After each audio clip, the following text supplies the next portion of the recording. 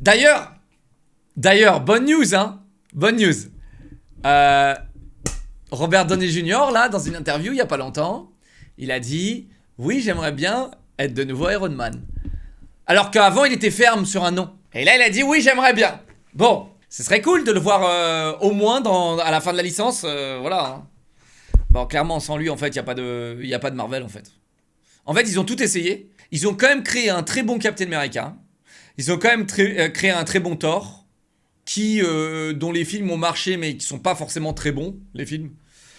Ils ont quand même créé des bons trucs. Genre des bonnes vedettes, tu vois. Ils ont créé des bonnes vedettes. Spider-Man.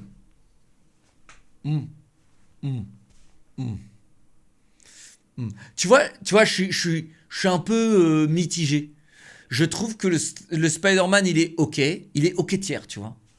Je trouve il est ok tiers, Spider-Man, tu vois. Je le trouve pas aussi charismatique que Tobey Maguire. Je le trouve pas aussi magique. Tu vois, je le trouve pas aussi poignant. Tu vois, il joue bien le rôle. Il est là, tu vois. Voilà.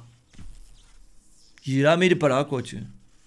Il est gris, non, mais les gars, je vous promets, franchement. Après, le rôle Spider-Man aussi fait que, voilà, bah Spider-Man, il sera jamais aussi charismatique qu'un Iron Man, il sera jamais aussi charismatique qu'un Thor ou qu'un Captain America. Donc, tu vois, ça, tout de suite, c'est difficile, tu vois, quand tu le mets sur une balance. Techniquement, il est pas mauvais en Spider-Man, hein. Mais quand tu le mets sur une balance et quand tu les mets tous ensemble, tu vois que le gars, il est insignifiant, en fait.